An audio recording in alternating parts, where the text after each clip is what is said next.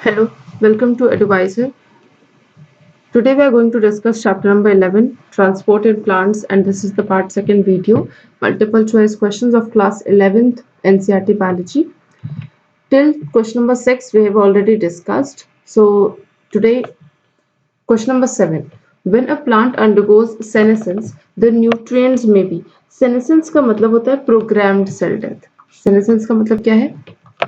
Programmed cell death. ठीक है, इसी तरीके से प्रोग्राम्ड सेल डेथ हम एपोप्टोसिस को भी कहते हैं. एपोप्टोसिस को भी प्रोग्राम्ड सेल डेथ कहते हैं. एक वर्ड होता है नेक्रोसिस. नेक्रोसिस को हम कहते हैं एक्सीडेंटल डेथ. कैसी डेथ होती है? Accidental death.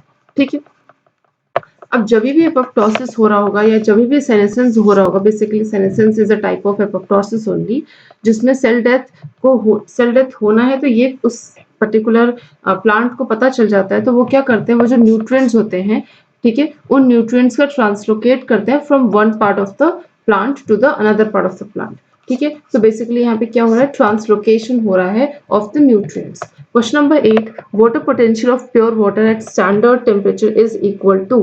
ठीक है, तो वाटर पोटेंशियल जो होता है स्टैंडर्ड टेम्परेचर पे, वाटर पोटेंशियल का जो फॉर्मूला है वो इस तरीके से है, water potential is equal to solute potential plus pressure potential.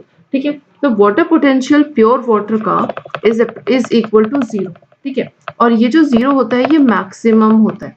अगर इसमें जैसे जैसे हम इसमें सोल्यूट मिलाते चले जाएंगे, जैसे जैसे हम प्योर वाटर में सोल्यूट मिलाते जाएंगे, इसका जो लेवल है वो लोअर होता जाएगा और ये होता जाएगा नेगेटिव. ठीक है, तो 0 से नेगेटिव, तो 0 जो है वो मैक्सिमम होगा. तो यही पूछ रहा है कि स्टैंडर्ड टेम्परेचर पे जो प्योर वाटर है उसका वाटर पोटेंशियल कितना होगा, that will be equal to 0.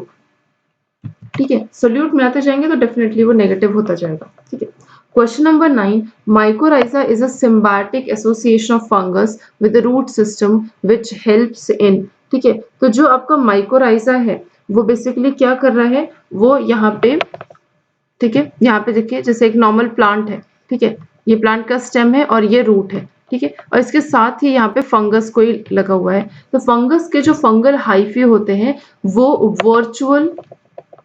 Virtual root के तरीके से काम करते हैं. और ये जो है कहीं ना कहीं रूट सिस्टम के तरीके से काम कर रहे हैं, तो कहीं ना कहीं क्या कर रहे हैं, absorption of water and minerals. ठीक है, absorption of water and minerals, उनका एब्सॉर्प्शन करते हैं. ठीक है, तो यहाँ पे जो एसोसिएशन है माइकोराइजा का, भी पूछे कि माइकोराइजा एसोसिएशन कैसा है, किस तरीके का एसोसिएशन है, तो म्यूचुअलिज्म है. म्यूचुअलिज्म जिसमें दोनों ही पार्टनर एक दूसरे से बेनिफिट हो रहे हैं. ठीक है, दोनों ही पॉजिटिव यानी कि प्लस प्लस के उसमें घेरे में आते हैं. यानी कि जो आपका रूट है उसको फंगस से भी फायदा मिल रहा है और फंगस को रूट से भी फायदा मिल रहा है.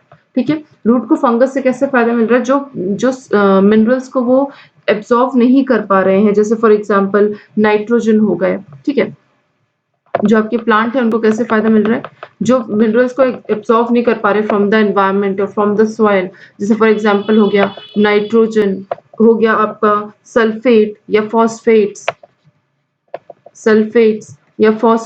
ये सब जो है आपको जो फंगल के जो हाइफी है वो इन तीनों को एब्सॉर्ब करके किसको प्रोवाइड करते हैं, प्लांट्स को. ठीक है, और प्लांट्स इन टर्न उन्हें एक जगह देता है, रहने के लिए जगह देता है. तो इस तरीके से दोनों को जो एक पॉजिटिव एसोसिएशन मिलता है, यानी कि सिम्बायोटिक एसोसिएशन मिलता है, म्यूचुअलिज्म है. ठीक है, तो वहां पे यही बोल रहा है कि जो सिम्बायोटिक एसोसिएशन है फंगस के साथ रूट सिस्टम का, वो किस चीज में हेल्प करता है, absorption of water, mineral, nutrition. Yes, translocation में कहीं भी ऐसा नहीं है कि इधर से उधर कहीं कुछ ट्रांसलोकेट कर रहा है, सिंपल बस दे रहा है प्लांट को.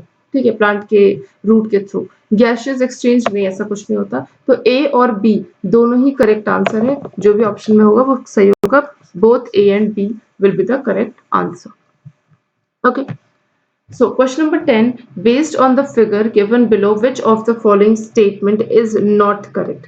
इनमें से कौन सा सही नहीं है. देखिए, यहाँ पहला है, movement of solvent molecule will takes place from chamber A to chamber B.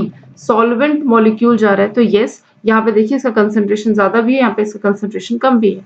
ठीक है, तो हायर कंसंट्रेशन से लोअर कंसंट्रेशन, यानी कहीं ना कहीं प्रेशर ग्रेडियंट और कंसंट्रेशन ग्रेडियंट जो यहाँ पे लिखा है उसके ऊपर डिपेंड हो रहा है. तो यस, जो ऑस्मोसिस का जो रेट है और उसका जो डायरेक्शन है it depends on both the pressure gradient as well as the concentration gradient। तो ये जो डी ऑप्शन है वो करेक्ट हो जाएगा। ए ऑप्शन भी गलत भी सही हो जाएगा। Presence of a semi permeable membrane, बीच में जो मेम्ब्रेन ये सेमी परमेबल मेम्ब्रेन है ये इसका प्री रिक्विजिट है इस प्रोसेस पूरी प्रोसेस को होने के लिए, ऑस्मोसिस डिफ्यूजन इन सब को प्रोसेस को होने के लिए आपका सेमी परमेबल मेम्ब्रेन का होना जरूरी है, अदरवाइज ये काम नहीं हो पाएगा। ठीक है, तो सेमी परमेबल मेम्ब्रेन का होना भी जरूरी है, ये भी सही हो गया। Movement of solute will take place from A to B. A to B से सोल्यूट का मूवमेंट नहीं होता बल्कि सॉल्वेंट का मूवमेंट होता है, दोनों में अंतर होता है। तो B will be the correct answer. ठीक है, क्योंकि पूछा है switch statement is not correct, तो B will be not correct.